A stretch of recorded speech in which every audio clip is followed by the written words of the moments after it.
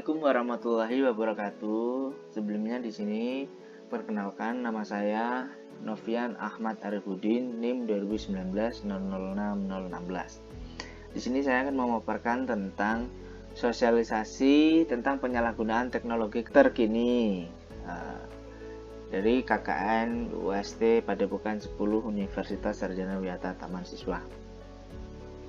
Pengertian gadget menurut para ahli. Yang pertama yaitu Oslan Cavano mengungkapkan bahwa gadget adalah sebuah istilah dalam bahasa Inggris yang mengartikan sebuah alat elektronik kecil dengan berbagai macam fungsi khusus.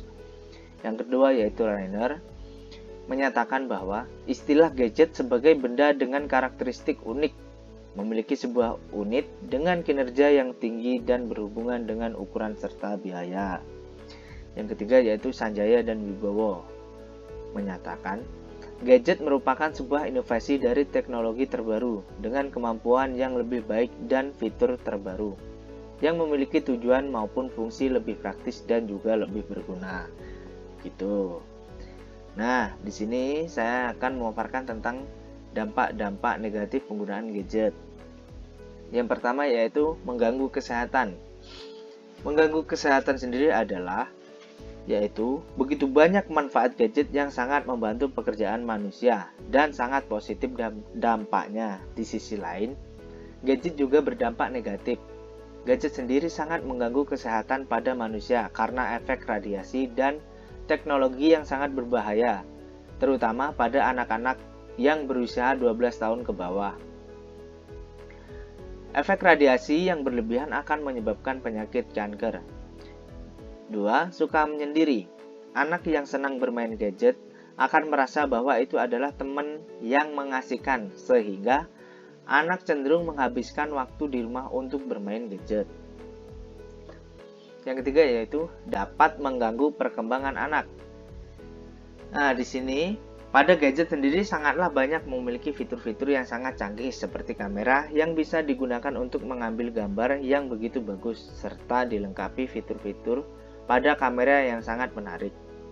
Video untuk merekam, mendokumentasikan sebuah peristiwa atau objek yang bergerak. Game untuk hiburan, dan masih banyak fitur canggih lainnya. Fitur-fitur canggih itu semua yang dapat mengganggu proses pembelajaran anak-anak di sekolah.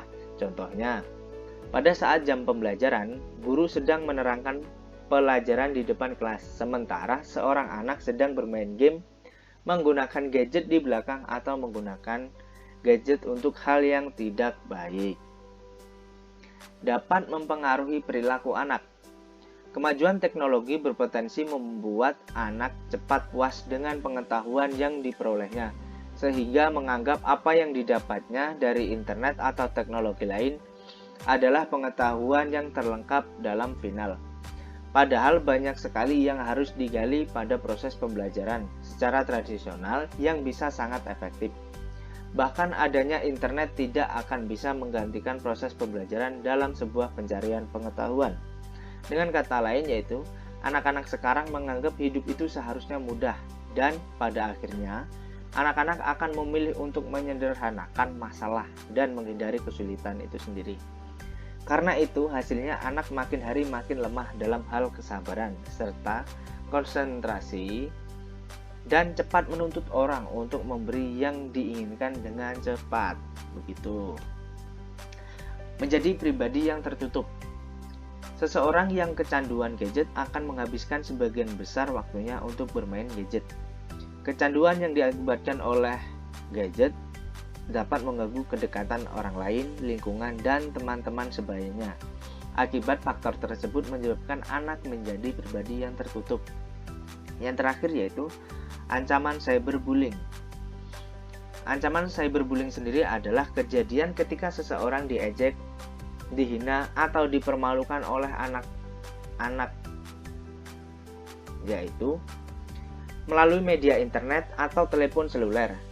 Ketika seseorang menggunakan gadget untuk mengakses media sosial, memungkinkan terjadinya cyberbullying yang lebih tinggi. Nah, selain dampak negatif yaitu gadget mempunyai banyak sekali dampak positifnya. kalau kita bisa mengomunikasikan gadget itu sendiri dengan baik. Menurut Handrianto, yaitu mengatakan bahwa gadget memiliki dampak positif. Dampak tersebut antara lain adalah dampak positif penggunaan gadget: berkembangnya imajinasi, melihat gambar kemudian menggambarnya sesuai imajinasinya yang melatih daya pikir tanpa dibatasi oleh kenyataan. Nah, yang kedua yaitu melatih kecerdasan. Dalam hal ini, anak dapat terbiasa dengan tulisan, angka, gambar yang membantu melatih proses belajar. Yang ketiga yaitu meningkatkan rasa percaya diri. Saat anak memenangkan suatu permainan, akan termotivasi untuk menyelesaikan permainan itu sendiri. Dan yang terakhir yaitu mengembangkan kemampuan dalam membaca, matematika, dan pemecahan masalah. Dalam hal ini, anak akan timbul sifat dasar rasa ingin tahu akan suatu hal yang membuat anak akan muncul kesadaran kebutuhan belajar dengan sendirinya tanpa perlu dipaksa, begitu. Nah, di sini juga ada manfaatnya, yaitu manfaat penggunaan gadget dalam proses belajar mengajar, yaitu yang pertama, memperlancar komunikasi. Apa sih, Kak?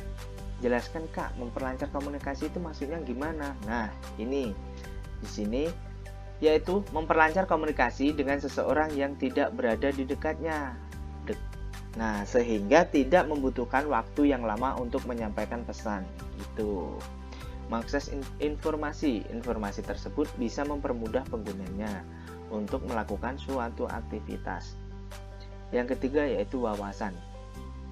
Wawasan yang bertambah merupakan manfaat gadget dari gabungan komunikasi lancar dan mudahnya informasi yang didapat.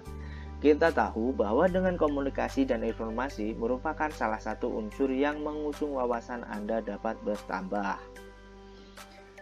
Sebagai sarana hiburan. Nah, ini bukan rahasia lagi bahwa gadget juga bermanfaat untuk menghilangkan kepenatan teman-teman semuanya melalui hiburan yang ditawarkan.